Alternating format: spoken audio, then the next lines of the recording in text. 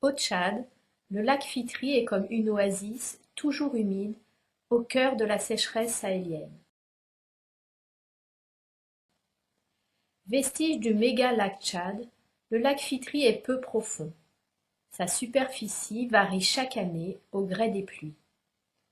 Les hommes et les animaux s'y déplacent selon un rythme saisonnier et l'ampleur des crues. Ainsi, l'agriculture, la pêche et l'élevage sont pratiqués successivement dans les mêmes espaces à différents moments de l'année.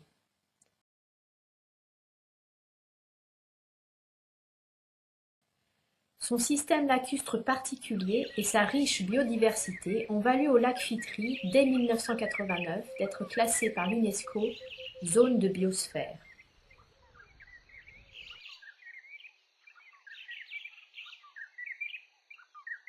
Le Fitri est inclus dans le territoire du sultanat Bilala, qui figure parmi les 5 grands sultanats du Tchad. Cette autorité a pu réguler pendant des siècles l'exploitation des ressources naturelles tant par les agriculteurs, les pêcheurs que les éleveurs transhumants, tout en gérant les inévitables conflits d'usage.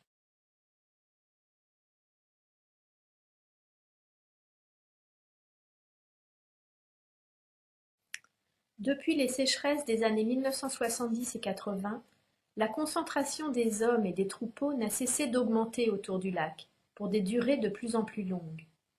Cette forte pression sur les ressources naturelles remet en question les règles historiques d'usage et le modèle coutumier de gestion fondé sur la centralisation du pouvoir au sein du sultanat.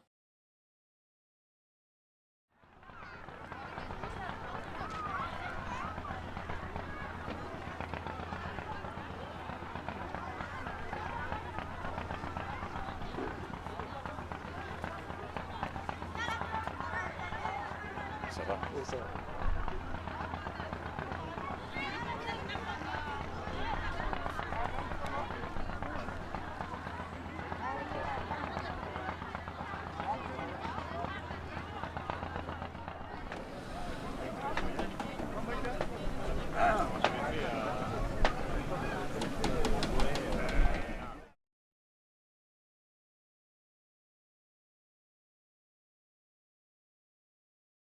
Malgré une très forte évaporation, le lac Fitri est un lac d'eau douce. Il est alimenté par un bassin versant situé entièrement en zone sahélienne. De ce fait, les approvisionnements en eau se concentrent entre les mois de juillet et septembre. La variation saisonnière des pluies impose le rythme et l'extension des crues. Ainsi, elle conditionne l'enchaînement des activités de pêche, d'élevage et de culture des terres.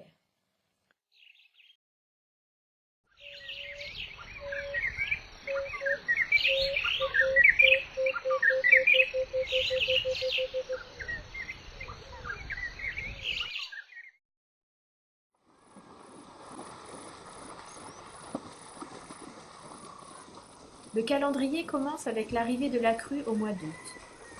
Pendant plusieurs mois, la région devient inaccessible et les villageois se déplacent à la périphérie du lac pour échapper à l'inondation, où ils cultivent le mil et le sorgho pluvial.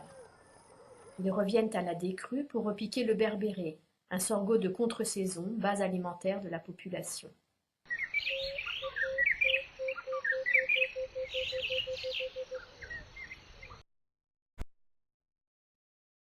Lorsqu'il est repiqué, le berbéré réalise tout son cycle grâce à l'eau contenue dans le sol, sans avoir besoin d'irrigation ni de fertilisants complémentaires.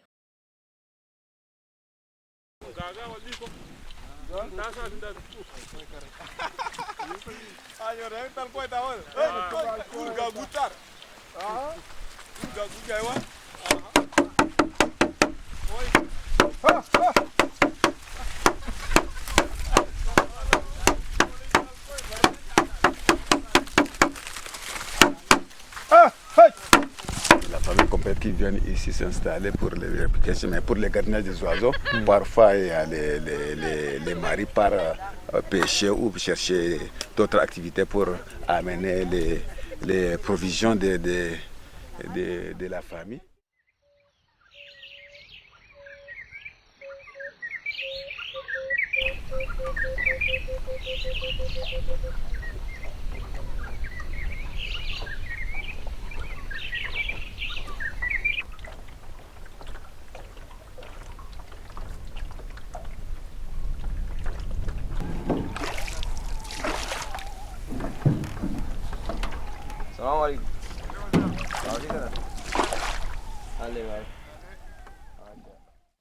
En janvier-février, les hommes partent dans les campements de pêche.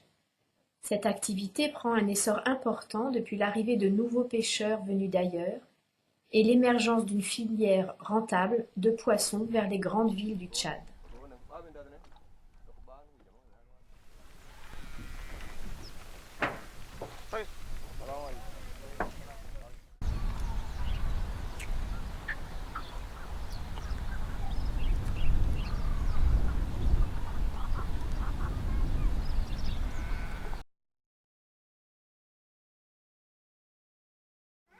الفطري من الفطر بمرقوا برا كي بعد ده كان القلم وقف القش كله خلاص بقي يابس ده بيجوا بدخلوا الفطري.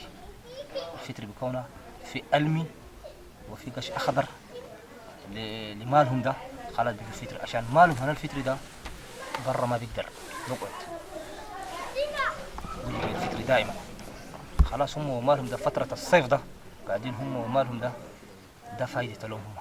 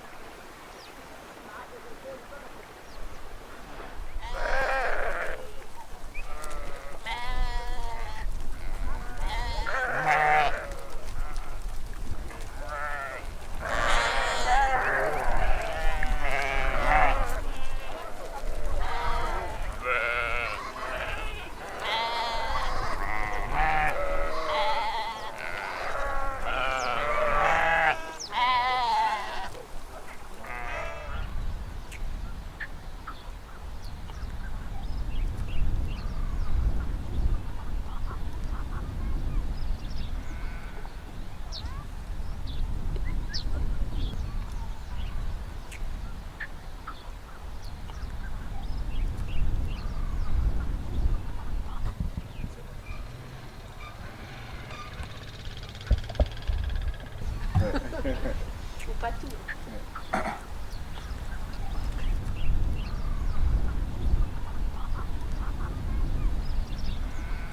Le sultanat du Fitri, cette dynastie a été fondée depuis 1532 par le tout premier sultan Abdul Jalil Muhammad Djil Aïssa.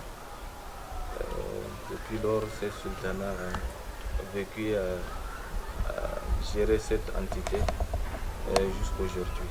C'est la lignée de ces premiers sultans-là qui continue encore. Avant la colonisation française, on peut dire que le lac et ses ressources appartiennent au sultan du Fitri. On peut même dire que c'est une propriété privée du sultan du Fitri. Et donc quiconque veut venir au lac pour profiter de ses ressources doit avoir l'avis du sultan au préalable. Dans le Sahel tchadien d'abord, ça attire énormément de gens, ça regorge énormément de potentialités et ça accueille un nombre important de personnes et de bétail. Oui, le lac Fitri revêt une importance capitale pour les éleveurs transhumants parce que c'est une zone de refuge où les transhumants, à une certaine période de l'année, redescendent dans cette zone-là où il y a une disponibilité, où il y a des potentialités fourragères énormes. Il y a également les différentes activités agricoles qui s'y déroulent et qui laissent par exemple le cas de Berbéré, parce que les gens font beaucoup de cultures de contre-saison, plus précisément le Berbéré, qui laisse après récolte une grande quantité de résidus. Et les transhumants, après accord avec les agriculteurs dans le cadre de ce contrat-là, eh bien, ils font profiter ces animaux. Et c'est vraiment une opportunité pour ces transhumants-là, à une période où les ressources sont vraiment réduites. C'est une zone qui accueille beaucoup de transhumants d'ailleurs, mais qui est également, disons, l'objet de beaucoup de convoitises, parce qu'il y a beaucoup d'activités qui se déroulent dans le lac et ça crée effectivement des problèmes. هسه حاليا ده الشيء طايقوه بسرعة بيتا مرات ده نجوا قريب الشارع ده ندخل قريب ده الشركات اللي الأكل يسوي حفرة لألابي ده الناس صبرون بيتا شيء كده ساعدنا نقدروا حتى الناس بيقوموا زمل بمشي قدامهم المرحلة ده ما تسده المرحلة ده كي فلان ده كي عندي كله بيشوفوا وخلاص بيقبلوا بمشوا في مراحلهم تطور بيشوفوا Je voudrais aussi vous faire savoir que le sultanat du Fitri va se confronter, pour moi à moyen terme, à une crise démographique. Parce que les espaces sont en train de rétrécir. Et ces transhumants qui viennent, ils vivent 9 sur 12 mois ici. Il faut dire quand même ils vivent les 10 sur 10 mois. Parce que la transhumance, c'est-à-dire la montée vers le nord là, les pasteurs de Ménao ont essayé d'écourter. Ils ne restent pas longtemps là-bas, mais ils viennent très tôt ici. Donc leur descente crée énormément aussi des soucis, des cohabitations entre la population qui est par essence paysanne. Ce qui dit paysan, ils ne vivent que de la terre, du travail de la terre qui est l'agriculture.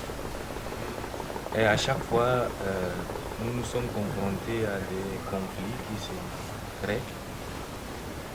C'est devenu comme notre quotidien. On est en train souvent de gérer ça. Actuellement, le Fitri, l'accès au Fitri, l'accès aux ressources du Fitri est désorganisé, c'est dérégulé. Il faut que les autorités compétentes prennent conscience que finalement cet écosystème doit être protégé au profit des sédentaires agriculteurs du Bilala, en même temps au profit des transhumants qui sont également liés par le lac Fitri. Parce qu'en saison sèche, tout le monde, tous ceux qui quittent le Nord Bata, viennent au lac Fitri pour séjourner une grande partie. Il y en a qui restent presque maintenant 12 mois sur 12. Il y en a qui se sont sédentarisés, qui se sont même transformés en sédentaires agriculteurs. Ça veut dire que les plus vieux restent au Fitri, ils cultivent, et les jeunes transhument avec les animaux jusqu'au nord et reviennent trouver ceux qui sont sédentaires. Nous sommes dans une zone où les deux belligérants se comprennent parce qu'ils parlent la même langue. Vous voyez, les autochtones du lac Fitri parlent l'arabe, les transhumants ce sont des arabes. Donc, ils sont également de la même religion. En principe, le problème ne devait même pas se poser.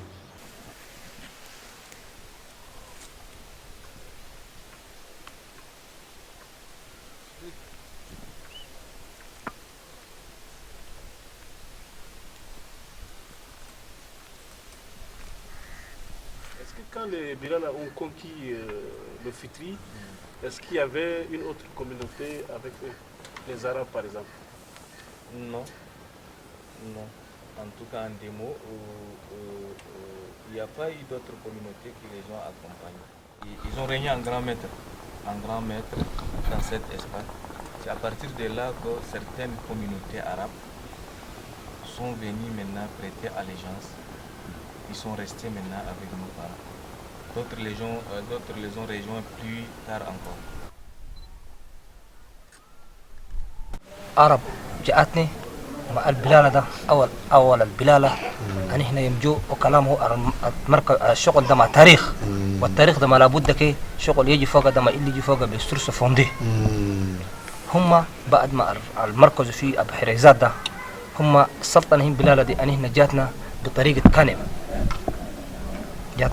كانم وقبل وقت ده الفطري ده ولا أننا نعرفه ولا هم بيعرفوه كلنا أننا قاعدين فير لنار بعد هم جونا مركزوا في أبو حريزات أسا دنقس أسا كل قاعد يا أسا كل بني الزمان الدرنجل هناك بلالة أسا كل قاعد واليوم si vous avez la chance تمشوا تشوفوا الدرنجل ذاته قاعد في أبو حريزات بعدين هم يوم جونا من هناك أنا هنا كلنا قاعدين هناك ده وقت داك الفطري ساكنين الساو قاعدين فوقها وساكنين الكوكا وإنه بارتي دي جرا دونا سنة فطري داوسنا معهم 7 سنة 7 سنة داوسنا معهم بلا بلالا نداوسوهم ما نقدر لهم نقبل بطل نداوسوهم ما نقدر لهم بطل نقبل بعد ده سوينا أليانس مع البلالة 3 سنة شغل ده بيقى 10 7 ل 3 بيقى 10 سنة قبل أن يليبري الفطري. Quand il y a un problème de conflit, en principe, on devrait le régler au niveau de la communauté.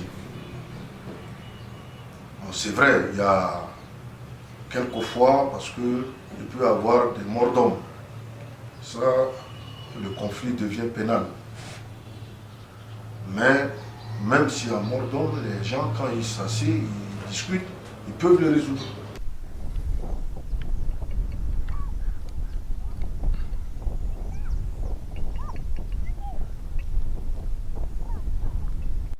Donc, je profite de votre micro pour lancer vraiment un appel solennel à l'endroit de toute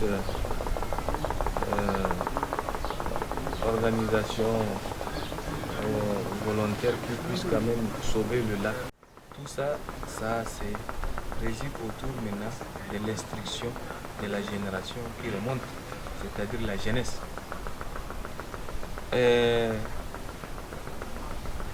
J'avais dit tout à l'heure que ça incombe, ça interpelle directement l'État.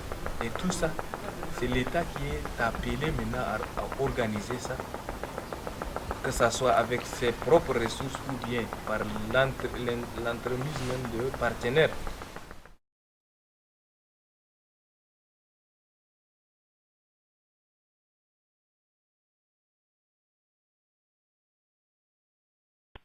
Depuis 2014, Des recherches pluridisciplinaires sont engagées par le programme des grands écosystèmes lacustres tchadiens afin d'analyser les évolutions du système lacustre du lac Fitri.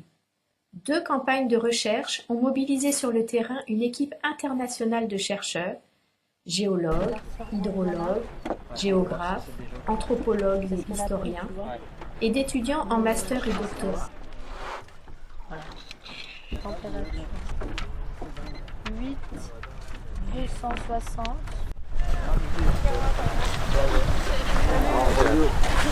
Bonjour.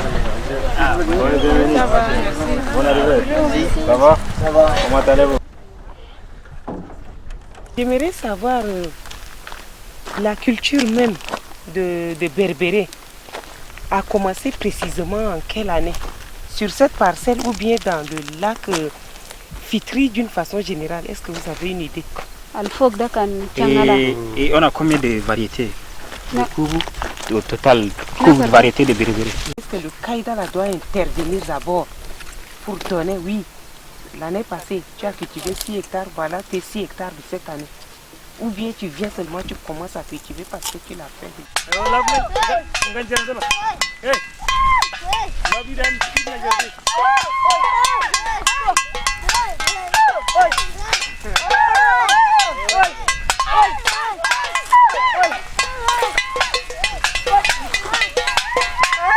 C'est dans la journée, ils gardent les oiseaux et dans la nuit, ils gardent les éléphants. Bon, mais maintenant, eux, ils vivent toujours avec les éléphants. Ça veut dire que les éléphants sont là et aussi ils sont là. Ils sont là aussi. Et chaque année, ils ont les problèmes. Oui, mais comment ils font pour s'adapter? Parce qu'ils doivent savoir quels éléphants vont venir quand ils font les champs, non? Yo, orang zengana de kataran tab ka haw kan zeng tian zo gudurgut de zong na tida ya rin troin gursu troin gara gursu gudur de gursu na tian de zo hangi da ejina C'est l'agent de formation là qui a parlé, oui, c'est ça? C'est interdit. Vous ne faites pas quelque chose de difficile sur les éléphants. Si vous voulez garder vos champs, il faut prendre la corde et vous clôturez le champ et après sur les cordes vous attachez le tissu mort avec les graisses et vous essuyez sur le tissu mort et vous attachez et les éléphants vont venir trouver la corde là, ils ont passé loin. Et ça, ils ont donné les formations mais ils n'ont pas la manière de faire ça, ils n'ont pas de capacité d'acheter les aides des moteurs et ils n'ont pas acheté des piments. Pourquoi ils n'ont pas d'argent cette année? Cette année.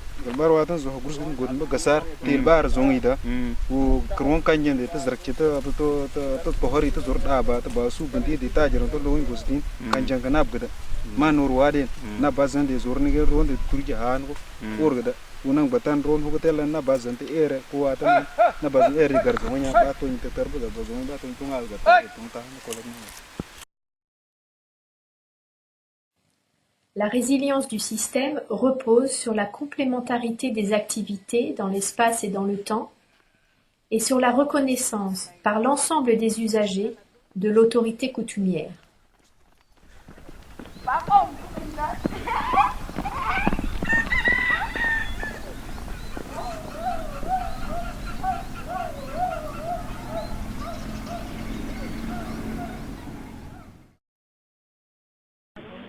Les résultats de la recherche suggèrent un nouveau modèle de gestion, capable de partager les ressources au fur et à mesure des saisons, tout en préservant l'écosystème lacustre. L'enjeu est de rassembler les nouveaux et les anciens acteurs du territoire afin qu'ils établissent ensemble de nouvelles règles d'accès aux ressources naturelles. Cet enjeu est rendu d'autant plus urgent par la découverte, en 2016, d'or alluvial au sud du lac Fitri.